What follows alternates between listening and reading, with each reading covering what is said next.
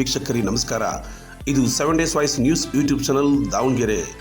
ಸಮಗ್ರ ಸುದ್ದಿಗಳಿಗಾಗಿ ನಮ್ಮ ಚಾನಲ್ನ ಸಬ್ಸ್ಕ್ರೈಬ್ ಮಾಡಿ, ಬೆಲ್ ಬಟನ್ ಪ್ರೆಸ್ ಮಾಡಿ, ಲೈಕ್ ಮಾಡಿ, ದಯವಿಟ್ಟು ನಮ್ಮನ್ನು ಪ್ರೋತ್ಸಾಹಿಸಿ.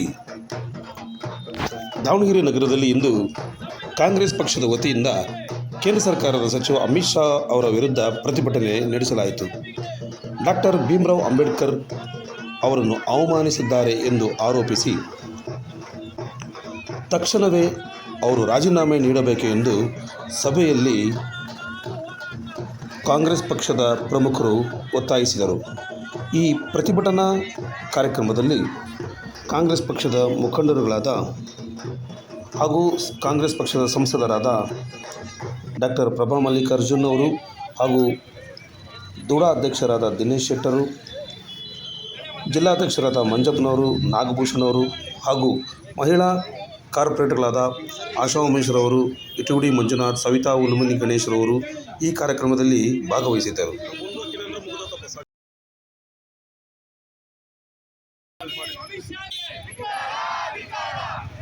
ಸಂವಿಧಾನ ವಿರೋಧಿ ಅಮಿತ್ ಶಾಗೆ ಹೋರಾಟ ಹೋರಾಟ ಹೋರಾಟ ಹೋರಾಟ ಹೋರಾಟ ಹೋರಾಟ. ಮತ್ತು ಪ್ರಪಂಚದಲ್ಲೇ ಸಂವಿಧಾನ ವಿರೋಧಿ, ದಲಿತ ವಿರೋಧಿ ಅಮಿತ್ ಶಾ ಅವರಿಗೆ,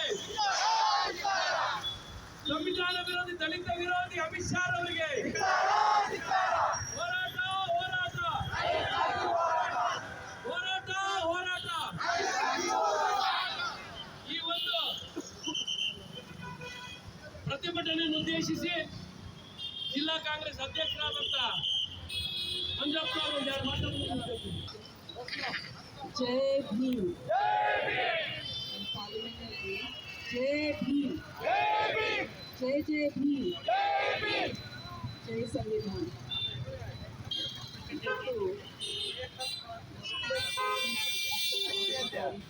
ಎಲ್ಲರೂ 25ನೇ ವರ್ಷದ ಸಂವಿಧಾನ ದಿನಾಚರಣೆಯನ್ನು ದೇಶಾದ್ಯಂತ ನಾವು ಆಚರಣೆ ಮಾಡುತ್ತೇವೆ.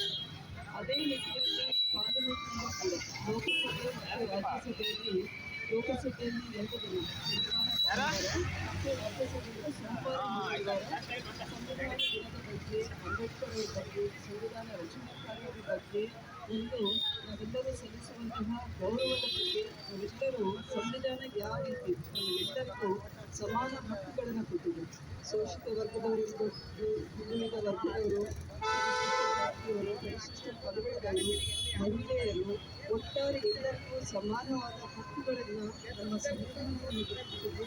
ಇಂಥ ಸಂವಿಧಾನದ ಬಗ್ಗೆ ನಮ್ಮ ಅನಿಸಿಕೆಗಳನ್ನು ಜನಪ್ರತಿನಿಧಿಗಳಾಗಿ ನಮ್ಮ ದೇಶದಲ್ಲಿ ಈ ಸಂವಿಧಾನದ ನಮಗೆಲ್ಲ ಸಿಕ್ಕಿರುವಂತಹ ಮೂಲಭೂತ ಸೌಕರ್ಯಗಳು, ಹಕ್ಕುಗಳ ಬಗ್ಗೆ ನಾವು ಚರ್ಚೆ ಮಾಡಲಿಕ್ಕೆ ಒಂದು ಅವಕಾಶ ಇತ್ತು. ಈ ಒಂದು ಚರ್ಚೆಯ ಸಂದರ್ಭದಲ್ಲಿ